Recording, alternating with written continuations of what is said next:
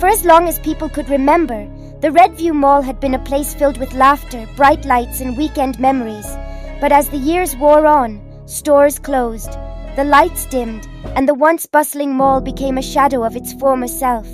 The only people who still went were mostly teenagers, seeking a spot to gather in the dull suburbs, and the occasional shopper looking for bargains in the few stores still open. But for Maya, Claire, and Brandon, the mall represented an adventure. Each weekend, they'd explore new corridors, hoping to find hidden rooms or forgotten corners that still held whispers of the mall's glory days. The stories about the mall weren't new to them. The rumors of security guards quitting without reason, sightings of strange shadows, and faint whispers late at night. For the three of them, those stories added thrill to their Saturday hangouts. But on one chilly October night, something happened that none of them would ever forget. Chapter 1. The Dare. It started when Brandon, always the daredevil, proposed a new game. I heard that if you go to the far end of the mall, by that old movie theater, you can find a door that leads to the basement. Supposedly, that's where they used to keep all the props and costumes for the Halloween events. I dare you guys to come with me. Claire rolled her eyes. A creepy basement in an abandoned part of a dying mall? Are you trying to scare us on purpose? Maya, more intrigued than scared, grinned. I'm in. What's the worst that could happen? Brandon smirked, clearly excited that he had two willing partners in his adventure. As they walked through the mall, the regular sounds of the few open stores grew faint, replaced by an eerie silence. With each step, the lights seemed to dim, and the empty, echoing halls made their laughter sound more ominous. They reached the closed movie theater, its once brightly lit sign now flickering feebly.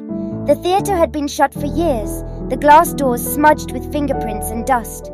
Brandon pushed on one of the doors, and to their surprise, it creaked open. Are we sure about this? Claire whispered, her voice barely audible. We made it this far, Maya replied, pushing her forward.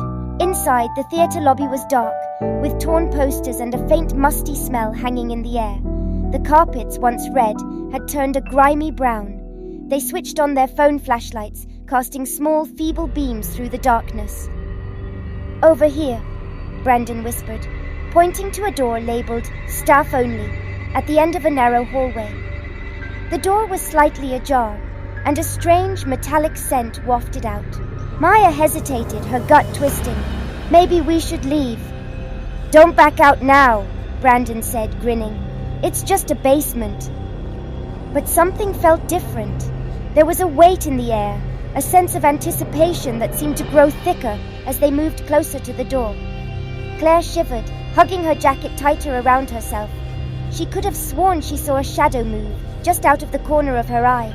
Chapter 2. The Descent. The stairwell beyond the door was cold, the concrete walls slick with moisture. They carefully descended, each step echoing in the silence.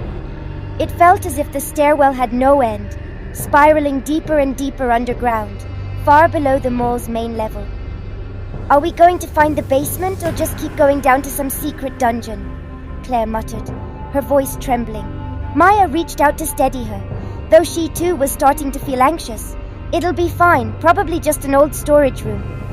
After what felt like an eternity, they reached the bottom. In front of them was a large, rusted metal door with a small, cracked window near the top. Brandon tugged on it and it opened with a loud, unsettling groan. Inside was a huge, dimly lit room filled with mannequins and discarded props. Rows of silent figures stood in the darkness, covered in dust, their faces obscured by broken masks and fraying wigs. Some had missing limbs, their clothes tattered and faded. There was an uncanny stillness to them, as if they had been waiting there for years. What? Is this place? Maya asked, her voice barely a whisper. Probably where they kept old Halloween stuff, Brandon said, though even he sounded less sure than usual. As they stepped further in, the light from their phones revealed something strange. On the far wall was a mural, a crude painting of what looked like a figure with empty eyes and a wide, hollow mouth. Who would paint that? Claire asked, taking a step back. Brandon walked closer, squinting at it. It's weird. It almost looks like it's looking right at us. They stood there in silence, staring at the mural. Then, without warning, they heard a faint sound, a soft, dragging noise, as if something heavy was being pulled across the floor. They spun around, but the room appeared empty. "Did you hear that?" Maya asked, her heart racing. "Probably just the building settling," Brandon replied, though he was visibly nervous. But as they started to turn back, they saw it. One of the mannequins, a figure wearing a torn tuxedo, seemed to be closer than it had been moments ago. Its head was tilted at an odd angle, and its face, painted with a faint smile, seemed wrong. Claire let out a quiet gasp, gripping Maya's arm. Did that thing move?" she whispered. "Come on, you're just scaring yourself," Brandon scoffed, though his voice shook slightly. But as they turned to leave, they all froze. The door they had come through was now shut, and the dragging sound was louder, as if something was moving just beyond their sight, lurking in the shadows between the rows of mannequins. Chapter 3. The escape panic set in. Brandon ran to the door and tried to push it open, but it wouldn't budge. It was as if something on the other side was holding it shut. The dragging sound grew closer, and now they could hear something else. A faint whisper, like a distant voice calling out. "We need to get out of here," Maya said, her voice shaking. Desperately, they looked around for another exit, but all they could see were rows of mannequins and stacks of old, forgotten props. Each time they moved, the shadows seemed to shift, and the figures in the room seemed to inch closer, their faces twisted in unnatural, eerie expressions. Then, suddenly, Claire screamed. One of the mannequins had moved, its arm outstretched, fingers brushing against her shoulder. She stumbled back, her flashlight falling to the ground and flickering before going dark. "Claire!" Maya cried, reaching out for her friend. But as she did, the mannequins began to move, their joints creaking as if they were waking from a long slumber. Their heads turned, their eyes, empty and painted on, fixed on the three friends. The dragging sound was louder now, accompanied by soft, shuffling footsteps. Brandon pulled Claire to her feet, and they backed up against the wall, the eerie mural looming above them. The painted figure on the wall seemed to shift, its hollow mouth stretching wider as if it were grinning. "Look!"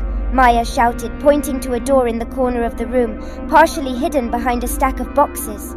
They bolted for it, dodging mannequins that seemed to reach for them, their arms stiff and relentless. Brandon threw open the door, and they stumbled into another hallway, this one even darker than the last. They could barely see, but they kept moving, too scared to look back. Behind them, they could hear the faint, metallic clanking of something, or someone, following. Chapter 4. The Final Confrontation. They ran through the maze of hallways, their footsteps echoing in the darkness. Each turn felt like a dead end, the walls closing in around them.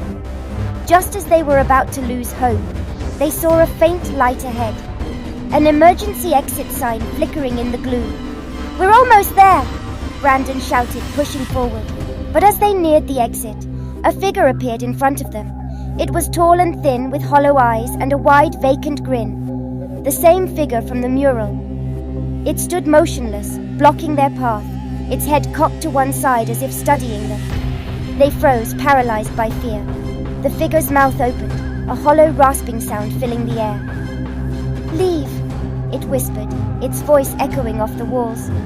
"You shouldn't be here." The lights flickered, and in that brief moment the figure vanished. But as they turned to run, they felt a cold hand grip their shoulders, and the mannequins from the storage room seemed to emerge from the shadows, closing in around them. Claire screamed, and Maya felt her own voice join in, a raw, primal sound of terror. They pushed forward, breaking free from the cold grip of the mannequins, and finally burst through the emergency exit. They stumbled into the night, the cold air hitting their faces like a slap. Behind them, the door slammed shut, the sound echoing in the empty parking lot. They didn't stop running until they were far away from the mall, their hearts racing, their minds numb. Chapter 5. The Haunting Memories. The three of them didn't stop running until they reached a well-lit gas station miles away from Redview Mall. Panting and shaking, they slumped onto the curb, too exhausted to speak. For several minutes, they just sat there, trying to process what they had just experienced. The silence between them felt as heavy as the darkness they had just escaped from. Brandon was the first to break the silence. Did that really just happen? I mean, mannequins don't just move. He trailed off, unable to even put the experience into words. Maya nodded slowly, her eyes still wide with shock. I don't know, but whatever that thing was, it didn't want us there. Claire hugged herself, visibly shaken. I felt its hands on me. It was like it was pulling me back, trying to keep us down there forever. None of them could bring themselves to say what they were all thinking, that whatever haunted that basement wasn't just an illusion. It had felt real, more real than anything else they had experienced. They all made a silent pact, right there on the curb, to never go back, but the mall didn't let them go that easily. Chapter 6. The nightmares begin. That night, Maya tossed and turned in bed, haunted by vivid nightmares. She was back in the basement, surrounded by the mannequins, their lifeless eyes staring at her, their mouths stretched into unnatural, twisted smiles. In the dream, she tried to scream, but no sound came out. The figures loomed closer, whispering in voices that sounded like the scratching of metal on concrete. And just as one of them reached out to touch her, she woke up in a cold sweat. When she glanced at her phone, there was a text from Claire sent at 3 a.m. I can't sleep. Every time I close my eyes, I'm back there. I swear one of those mannequins is standing in my room watching me. The text sent a chill down Maya's spine. She hadn't told Claire about her own nightmare, and yet their experiences felt eerily similar. The next morning, the three friends met at a coffee shop, all of them looking exhausted. Claire was pale, her hands shaking as she sipped her coffee. Brandon's usually confident smile was gone, replaced by a haunted expression. We have to talk about this, Maya said, breaking the silence. What happened last night? It's following us. Brandon nodded slowly. I had a dream too. It was like something was in my room. I couldn't see it, but I could feel it. Breathing. Claire took a shaky breath. Maybe we're just scaring ourselves. Maybe if we ignore it, it'll go away. But as the days went by, it only got worse. Chapter 7. The shadows follow. Over the next week, strange things began happening to each of them. At first it was subtle, a faint whisper when they were alone, the sense of being watched, shadows moving in their peripheral vision. But soon, the strange occurrences grew more intense. One evening, Maya was home alone, working on homework in her bedroom when she heard soft, dragging footsteps in the hallway. Her parents weren't home, and her younger sister was at a friend's house. Heart pounding, she got up to investigate, but the hallway was empty. Just as she turned to go back to her room, she saw it, a faint outline of a figure at the end of the hallway, tall and thin, with hollow eyes and a vacant smile, the same figure from the mural. She froze, too terrified to move, but when she blinked, the figure was gone. But the feeling lingered, the same cold, unsettling presence from the basement. Claire experienced something even worse. She woke up one night to find her bedroom door ajar, even though she always locked it. When she went to close it, she saw something out of the corner of her eye, one of the mannequins standing in the shadows just beyond the door. She screamed, slamming the door shut, but when she opened it again, the hallway was empty. They began calling each other at all hours, sharing their encounters, trying to make sense of what was happening.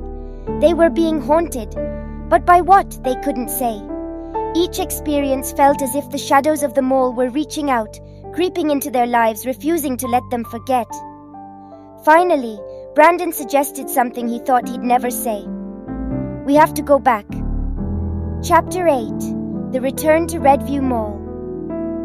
The idea of returning to the mall was unthinkable, but they knew they had no other choice. Whatever they had disturbed that night wasn't done with them.